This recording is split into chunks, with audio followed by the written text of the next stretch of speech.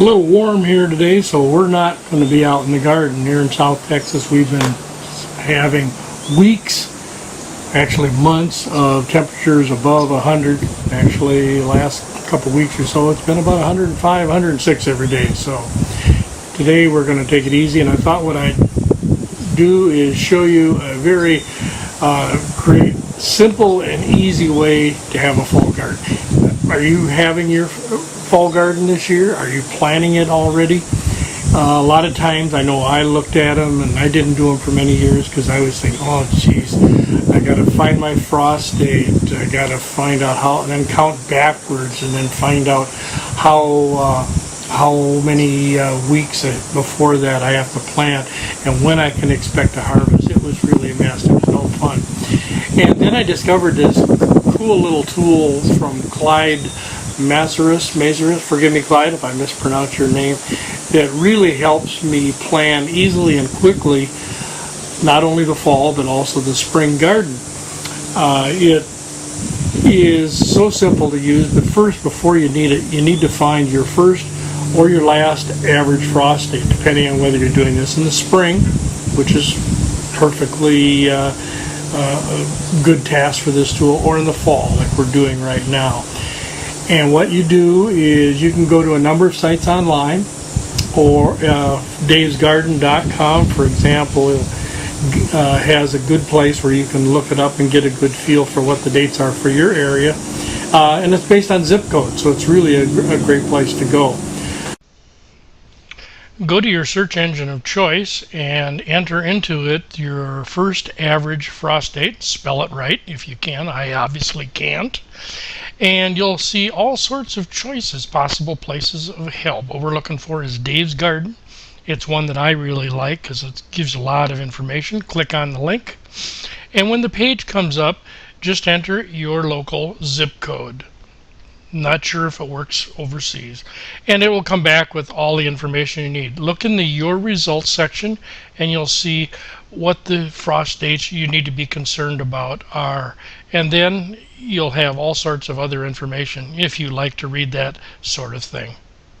Or even if you don't do that or it's not convenient, Clyde even includes, with his little instruction sheet here on the back, he includes a full set of growing zones based on each state. Currently it is only listed for the States and Canada, so portions up there, you look up your area, your region, or at least one of the larger cities near you, and that will tell you what zone you're in. Once you get your fall date figured out, it becomes a simple matter of using the slide rule to calculate your correct dates for planting. It's really cool. Let me go show you how easy it is to use. There's two sides. One side is for spring planting, as you can see, and the other one will be for fall planting, and that's what we're going to use for this example here.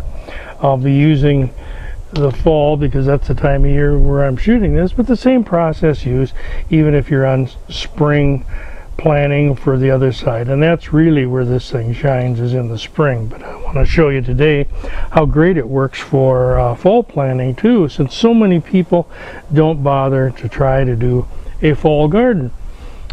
But as you can see, along the left side is a whole list of all kinds of popular vegetables, and along the top you can see is basically a calendar line. Now what I do is, once I find the frost date, I mark it on the calendar so I don't have to remember it each time.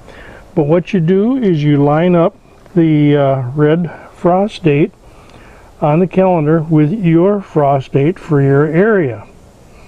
As you can see, the calculator not only tells you when to plant, but whether you need starts, whether you can use seeds. It has some tips in there like protect from the heat, and even some green check marks to show you when you can expect to harvest the crop over along the right hand side. As an added benefit, on the far left side, printed in red as you can see here, there's a whole bunch of tips. You'll see how many seeds you will need to plant in a 10-foot row. He shows you how deep to plant your seeds, how far apart the rows need to be for each type of plant, and finally, how much room between each plants after you thin them out. It's really a great chart. And then along the bottom side of the rule here, he even has several little legends, I guess they're called, that kind of tells you what his abbreviations he's using. For example, if you look at LP, then down here he'll tell you that LP means the last outdoor planting day. That's the last date for that particular, for my zone, for example.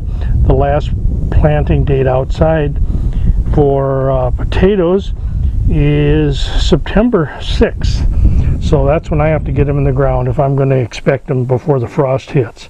It's a great little tool. If you can't tell, I love this little tool. It's so simple and so inexpensive and helps me in so many ways, not only in the spring, but also in the fall. I can't recommend it highly enough. And in the 3 years or so I've been using this, my garden production has skyrocketed. Well, how can that be? It's just a piece of paper. Well, it's easy. With the use of his little tool, it's helped me get my plants either started in the seed starter or planted in the garden in a much more timely manner. He helps me tell me if I'm on schedule or if I'm behind schedule or what's going to happen. Too many times I'll look out the weather and say, this can't be right, it's got to be too early, and I don't plant. Then once I got his, I just started taking the advice of the calculator, put it in anyway, and you know, he's been right. So it really helped me get a lot more produce. And then with the little green check marks I mentioned in there that tell you when you can expect your crop, it helps you plan and schedule things like succession planning. So you'll know when one plant's going out. This is mostly in the spring, but succession planning becomes very important in the spring, because once your particular spring plants are done, things like radishes, it'll then tell you when you can plant the next one in to make sure that you have a continual use of your garden space.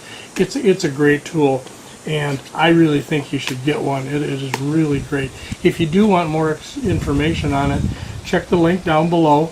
It'll take you over to his website, and you can go from there, and hopefully you'll get it. I think you'll love it as much as I have. Thanks for listening.